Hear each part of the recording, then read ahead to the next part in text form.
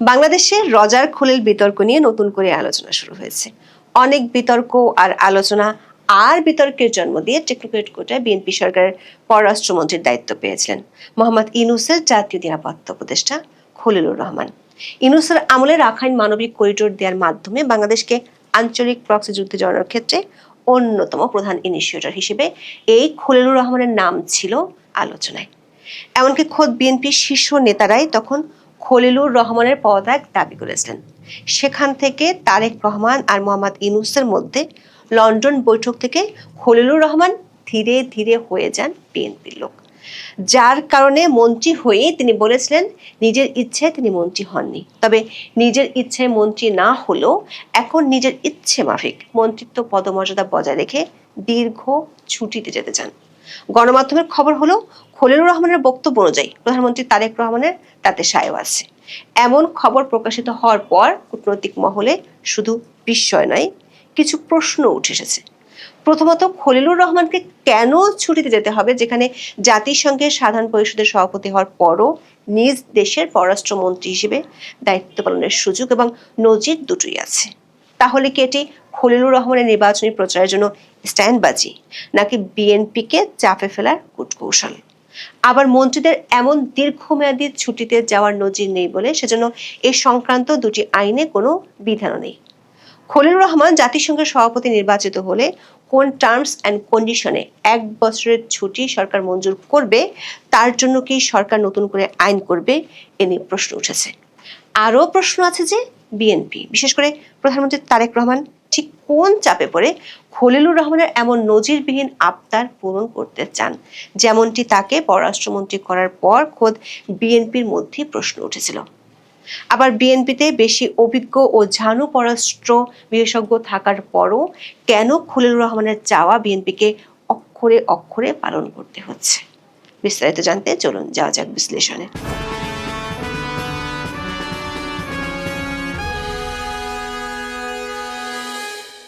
জাতিসংঘের মহাসচিবের প্রস্তাব আর আন্তর্জাতিক চাপে গত বছর এপ্রিলে রাখাইন মানবিক করিডোর নিয়ে আলোচনা তুঙ্গে উঠেছিল। মিয়ানমারের বিদ্রোহী গোষ্ঠী আরাকান আর্মিকে সুবিধা দেওয়ার জন্য এই রাখাইন করিডোর তখন সেনাবাহিনীর বিরোধিতার কারণে দেওয়া সম্ভব হয়নি ইউনূসের সরকারের পক্ষে।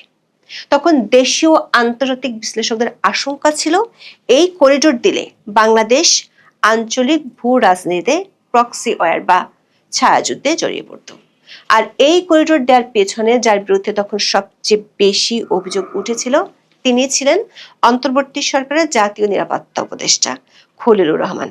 মে মাসের শুরুতে সেনাবাহিনীর দরবার হলে অনুষ্ঠিত সভায় সেনাপ্রধান স্পষ্ট জানিয়েছিলেন এই ধরনের করিডোর দেয়া হবে না। তারপর থেকে বিএনপির শীর্ষ নেতৃত্ব খলিলুর রহমানের পদত্যাগের দাবিতে বক্তব্য দেওয়া শুরু করে। বিএনপির স্থায়ী কমিটির সদস্য এবং বর্তমান স্বরাষ্ট্রমন্ত্রী প্রকাশ্যে খলিলুর রহমানের বিদেশি নাগরিকত্ব আছে বলে অভিযোগ করে তার পদত্যাগ দাবি করেছিলেন। খলিলুর রহমান অবশ্য বিএনপি নেতাদের পাল্টা চ্যালেঞ্জ ছুড়ে দিয়েছিলেন। তখন বলেছিলেন তাকে যদি বিদেশি নাগরিক বলা হয় তাহলে তারেক রহমানকেও বলতে হবে। 2025 সালের 24 মে যমুনায় অন্তর্বর্তী সরকারের প্রধান উপদেষ্টা মোহাম্মদ ইউনূসের সঙ্গে বৈঠকে লিখিতভাবেও খলিলুর রহমানের পদত্যাগের দাবি জানিয়েছিল বিএনপি। ওই লিখিত দাবিতে খলিলুর রহমান ছাড়াও 2 ছাত্র উপদেষ্টা মাহফুজ আলম ও আসিফ মাহমুদের পদত্যাগ চেয়েছিল দলটি।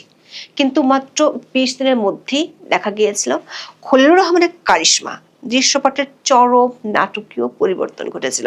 13 জুন লন্ডনে তারেক রহমানের সাথে মোহাম্মদ ইউনূসের বৈঠকে খলিলুর রহমান ছিলেন সরকার পক্ষের স্পোকসম্যান। এমনকি মাত্র 20 দিন আগে যে খলিলুর রহমানের পদত্যাগ চেয়ে আমির খসরু মাহমুদ চৌধুরী মোহাম্মদ ইউনূসের কাছে লিখিত দাবি নিয়ে গিয়েছিলেন, তিনি 13 জুন লন্ডনে খলিলুর রহমানের সাথে হাস্যোজ্জ্বল ভঙ্গিতে বৈঠক করেছিলেন।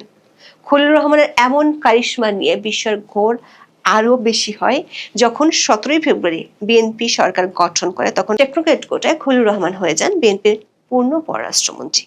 তারেক রহমানের এমন সিদ্ধান্তে ইউনূসের উপদেষ্টা পরিষদের সদস্যের মতো বিএনপির অনেক সিনিয়র নেতারাও দ্বন্দ্বে পড়ে যান, বিস্মিত হন।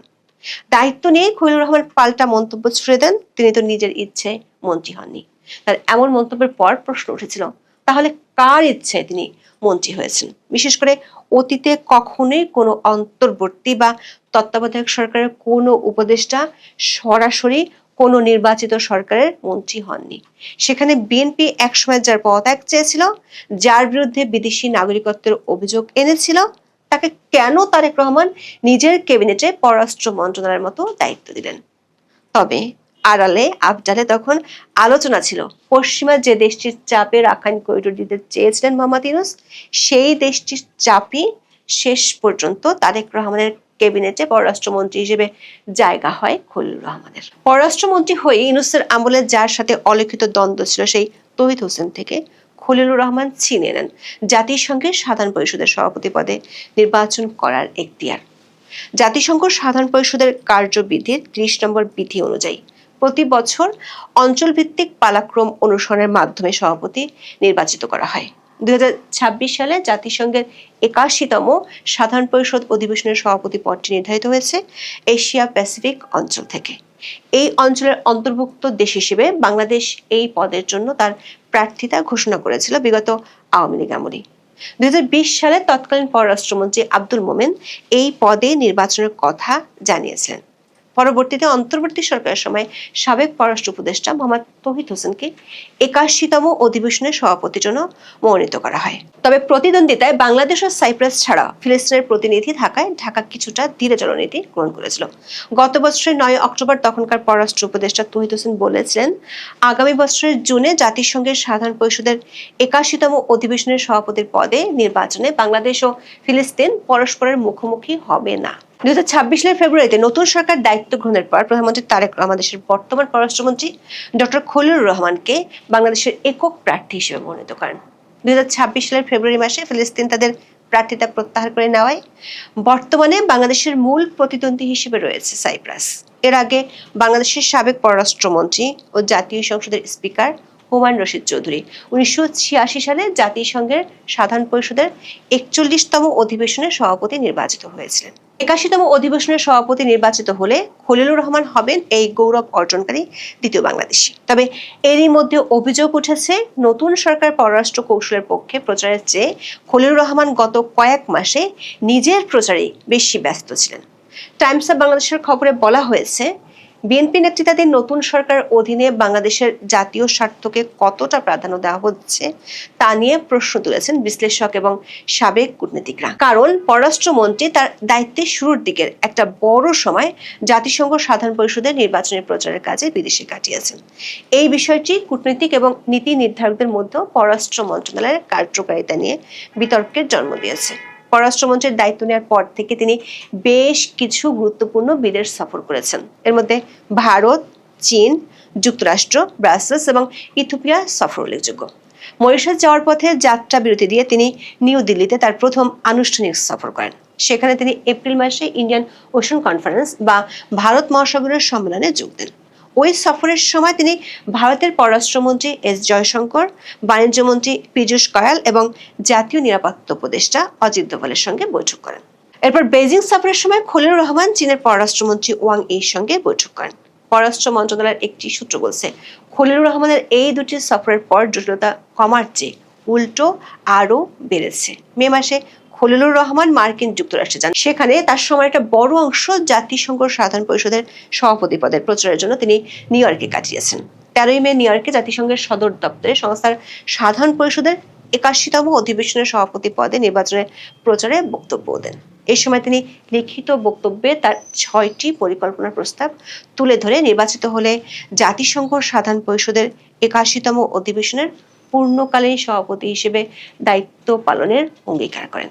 তখন অনেকের ধারণা ছিল পূর্ণ সভাপতি বলতে যেটি বোঝায় সেটি হলো তিনি বাংলাদেশের পররাষ্ট্র মন্ত্রণালয়ের দায়িত্ব ছেড়ে দিবেন। কিন্তু টাইমস অব বাংলাদেশের খবরে বলা হয়েছে, এক নজিরবিহীন সিদ্ধান্তের কথা জানিয়েছেন পররাষ্ট্রমন্ত্রী খলিলুর রহমান। তিনি বলেছেন, জাতিসংঘ সাধারণ পরিষদের সভাপতি নির্বাচিত হলে তিনি পররাষ্ট্রমন্ত্রীর পদ থেকে ১ বছরের জন্য ছুটি নেবেন। গত ১৩ মে জাতিসংঘে আয়োজিত এক অনানুষ্ঠানিক মতবিনিময় সংলাপে অ্যান্ডোরার এক প্রতিনিধির প্রশ্নের জবাবে তিনি এই তথ্য প্রকাশ করেছেন। অ্যান্ডোরার প্রতিনিধি জানতে চেয়েছিলেন, সাধারণ পরিষদের পূর্ণকালীন সভাপতি হিসেবে দায়িত্ব পালন করতে হলে তাকে বাংলাদেশের পররাষ্ট্রমন্ত্রীর পদ থেকে পদত্যাগ করতে হবে কি না। জবাবে খলিলুর রহমান বলেন তিনি পদত্যাগ করবেন না। পররাষ্ট্রমন্ত্রী জানান তার প্রধানমন্ত্রী এটি অত্যন্ত স্পষ্টভাবে বলে দিয়েছে যে পূর্ণকালীন দায়িত্ব হিসেবে এই পদটি গ্রহণের জন্য তাকে 1 বছরের রেহাই দেওয়া হবে। তিনি আরো বলেন পদত্যাগে একমাত্র বিকল্প নাই, বরং তিনি ছুটিতেও যেতে পারেন। টাইমস অফ বাংলাদেশের খবরে